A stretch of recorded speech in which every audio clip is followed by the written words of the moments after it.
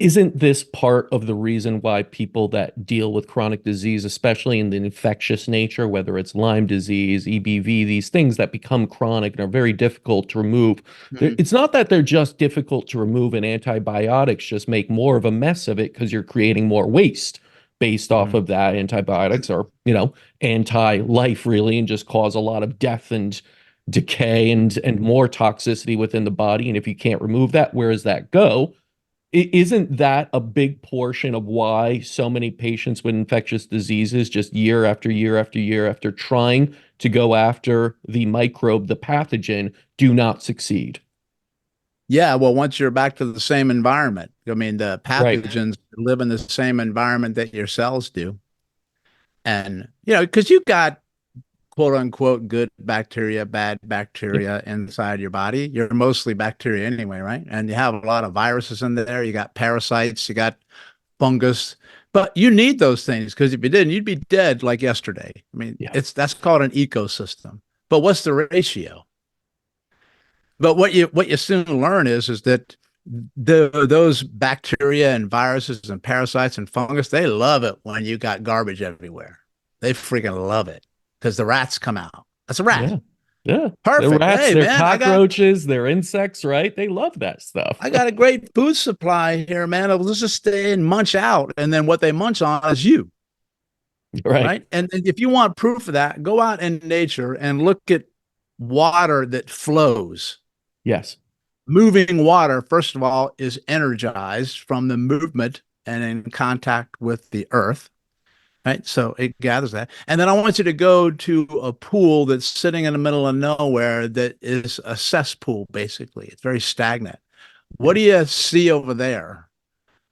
A lot of yuck, like Yeah. bugs and yuck and filth. And animals are smart enough. Don't drink from there, man. You're going to be dead pretty quick. Go drink from the moving water. So that's what it's like inside of you if your water is stagnant and doesn't move, MOVE, we're back to that.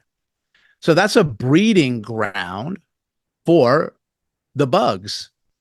So what if you're trying to kill the bugs and you do kill the bugs from your supplements? Where's the bug waste going? Right.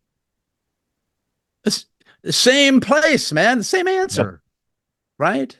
And you're So just first of creating an all, environment that attracts more bugs, right? You're just adding on well, see, top of the that's the garbage thing. pile. So, Well, this is what a few things got to me here is that one, uh, somebody said once, I can't remember who said it, you cannot get well in the same environment you became ill within. And then I thought, well, what environment? Well, your external environment, where you live, yep. the environment of your relationships, that's kind of a big one. The environment of your thoughts sticking Yes. around in your head. And then what about the environment that your cells live in? There's a good one to go after, Hmm. right? Because what I'm saying is you can improve all those things on the outside, and that's a really good start. But don't forget about the environment on the inside because they always work uh, together. And so it hit me if that's kind of like the terrain theory as opposed to the germ theory, Yes. right? And people are still battling about that today because people like to fight about everything. I don't really care which one. I still want you to clean your damn tank. That's all I want you to Yeah. do. Yeah. Because no matter which one you believe in, it's going to get better from cleaning your tank. So it's a mute point. But that terrain is a big deal for you. And when you get that stuck muck or that poor flow, oxygen significantly decreases. Now, if not throughout the whole body, it can in regions and parts. Why? Because some places have better blood flow than others. Yep. And then when you don't give oxygen to tissues, they can't heal. They can't recover because they're not getting nutrients and pain is going to show up somewhere. And bugs love it when there's low oxygen. Hmm. That's like party at the beach, man. Yeah. Okay. And what many people forget is this. And when you hear it, you're like, well, duh. Yeah, but we forget it. When people have an injury or they have a trauma or they all of a sudden have an autoimmune disease. Yesterday you were okay and today you're not. What's up with that? That's something that happens over decades. That doesn't pop you overnight. How well you recover from whatever that is you're going through depends on the state of your body systems before you got injured. So what I'm going to contend is this. If I had a poorly functioning lymphatic system but didn't know it, and then I get an injury and I can't get better, maybe, just maybe, it's because now that stuck lymphatic system is the block for you recovering from that when somebody else got the same injury you did and they're better. What's the deal with that? Why? Yeah. So I'm not saying that if you clean up your fish tank and you do the lymphatics that, it's going to be unicorns and rainbows and pain magic goes away and stuff heals. Okay. Sometimes it does.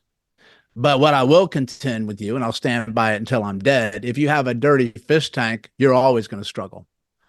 Absolutely. Your chances of getting better with a clean fish tank and putting new fish in a clean tank with filters that work, they're probably going to live longer than if you put new fish into a tank that's still crappy. They're going to die just like the other ones. And that's kind of what the disease process is, right? We have to be able to make new cells that work well, that have resiliency, longevity, because they die all the time. Because one, they're supposed to, so you can make new ones, and they die from trauma. So your ability to make a new cell that works depends on what I just told you. Nutrients in, waste out. Because if they don't get that flow, they can't. Even though they really, really want to. Trust me, they want to. They're programmed to do the best they can with what they've got in the moment it's in, and your body doesn't want you to be sick any more than you do. It doesn't want to be in pain any more than you do, but it's the only thing it's got to work with. Well, it's interesting how that's it. yeah, Right? I mean, and you go back to that terrain versus germ theory, like in medicine, it's really interesting that debate still rages on when there's so many examples, even within medicine, that you have to clean a wound, provide oxygen to it, all these things if you cut, not because of a germ theory, because that's the environment. If you let it fester and everything, that's where the germs will come into play. So I don't think you don't have to say it's either or, but like you said, like have it clean fish tank and it won't matter as much. Germs are always there. We're not saying that is not the case, but it's just such an interesting debate that rages on since Béchamp and Pasteur. And it's like 100 years later, we're still doing this thing, but we're sicker than ever because I think we've gone too far to one area and said, who cares about the terrain?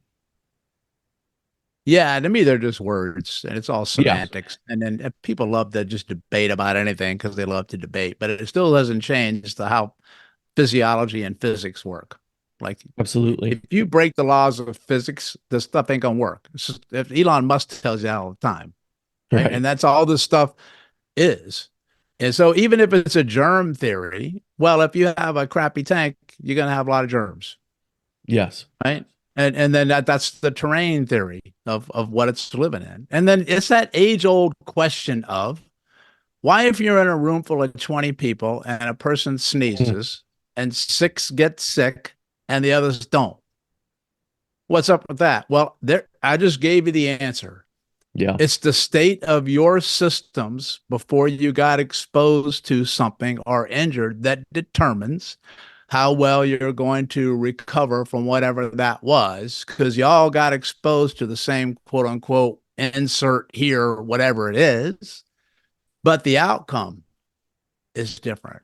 And that's Yeah. when you learn that, well, that's all the body systems, right? And that's where your prior history and your stories, and whether you're the one who has been following a semi-decent nutrition plan, or whether you exercise a lot or do any breathing patterns a lot. But then I have some people who say, well, I do all that stuff and then I still can't move, but I have somebody who does all this crazy stuff over here. They drink and they party and they don't have anything. And I'm like, well, the operative word is yet.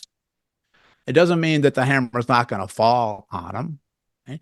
But then I'm also going to go back to that person who's doing all those things and I'm going to ask a simple question. Have you done anything directly for your lymphatic system? Yes or no? And most often the answer is no. Right. And I just want them to start to add that into the mix and then see what kind of changes they have in all of the other things. Right. And That's a is it really big thing to understand there is that when you work with the lymphatic system and you have the cellular environment, that's the system that determines how well all the other systems can function